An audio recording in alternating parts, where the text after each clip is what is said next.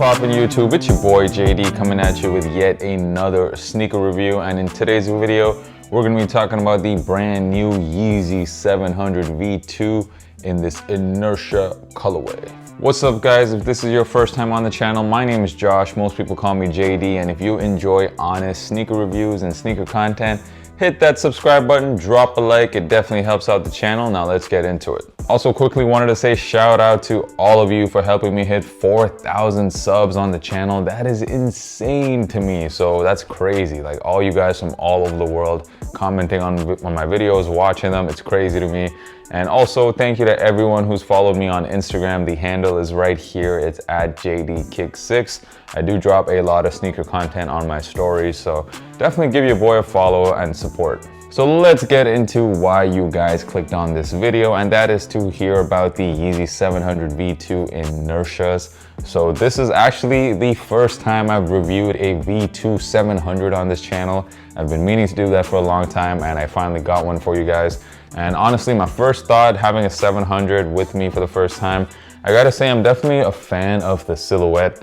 It is very similar looking to the 700 V1, especially the midsole. The midsole is pretty much identical. It's pretty much just the upper where you see differences, and I do really like the differences. So I'm a huge fan of these three stripes that kind of, you know, go up and down on the side of the shoe, and it kind of resembles kind of like a rainbow pattern. And those three stripes are done in 3M, and I just think that's pretty dope of Adidas to do that. I've never seen them do the three stripes in that pattern on any Adidas shoe before.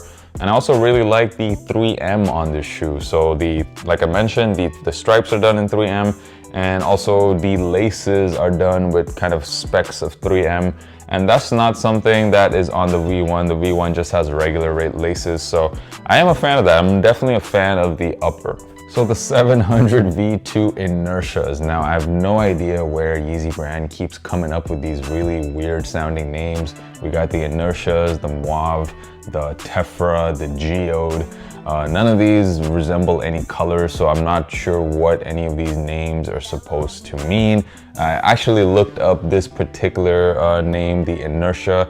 The definition of inertia is the tendency to do nothing and remain unchanged. And that is very symbolic of this shoe, because they didn't change anything with the shoe. This is the exact same colorway you see on the V1 Inertia that came out a while ago. And Yeezy brand didn't do anything to that shoe. They pretty much just took that colorway and put it on the V2. So yeah, pretty lazy job. I'm not a fan of that at all. And that gets me into what my biggest beef is with Yeezy brand, and that is how they take similar colorways and put it across different models. I just don't understand that personally, because like if I owned the V1 700 Inertias, which I don't, but if I did, why would I want to cop this shoe? I mean, I don't think I think pretty much anybody who liked that colorway already copped the V1s. I'm not sure any of them like it that much that they'll also cop the V2s. So that pretty much explains why there's very little to no hype on the sneaker, because this colorway has already been seen by everyone. And I don't get it. And Yeezy brand has done this with all their Yeezy 700s basically. So we had the Vantas, and then we had the utility black in the V2 and the V1. Then you had the Mauve in the V1, and then you had the Geode in the V2. Almost identical looking colorways. And then of course with these Inertias, they didn't even bother changing anything about them. It's pretty much the exact same colorway. So I'm just not a fan of that. What do you guys think? Let me know down in the comments. Do you guys like this? Or do you guys share my opinion, which is like utter confusion? Like, why are they dropping the same colorways on different shoes? I don't get it. On this particular pair, we have this Inertia, I guess grayish blue color. It can't make up its mind. I have no idea how to describe this color. If it's gray, is it blue? I'm not sure, but it looks, I guess, different from certain angles, and when you put the light on it. To me, I would say the perfect description is it's a grayish blue. The official colorway of this shoe is Inertia. Thank you, Yeezy brand. That's very helpful. You also have these hits of orange on the midsole, and this is pretty much the same shade of orange you see on that Wave Runner pair on the midsole. And also you have, I guess, these gum bottoms, which add a little bit of pop of color to the shoe. And yeah, I think this shoe kind of needed that. As far as the colorway goes, I will say, as far as the Yeezy brand, I think these kind of shoes and their clothing as well, they look best when they're done in these kind of earthy tones and earthy colorways. And for that reason, I guess I'm just not a huge fan of this colorway in particular.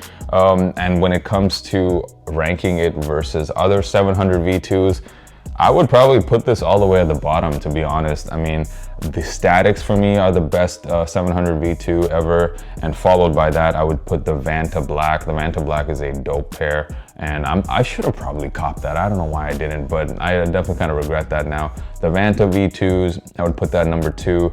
And number 3, maybe the Geode pair. The Geode pair, I know a lot of people kind of hated on that shoe, but I think it's a very, very Yeezy looking colorway.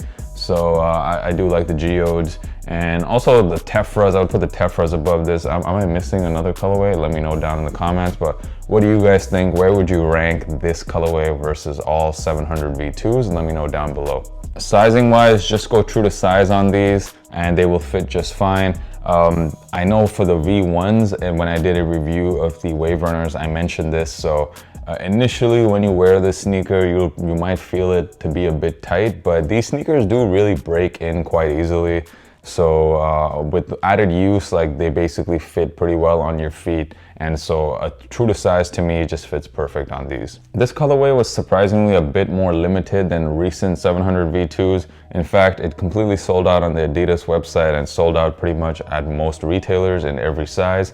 So that's kind of surprising to me. However, resale prices are pretty much almost at retail for most sizes, and I predict that they might even drop a little further. So if you guys were looking to cop these,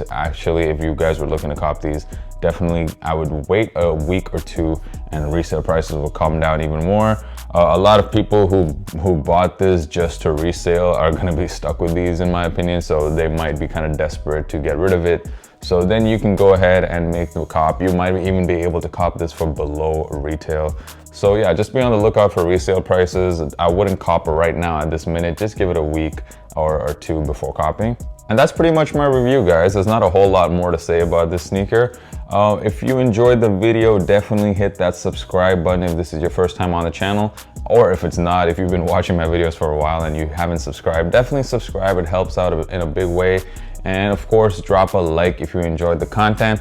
Once again, follow me on Instagram. The handle is right here. It is at JDKick6. Follow your boy. The on-feed portion of the video coming up right now. Until next time, guys, peace.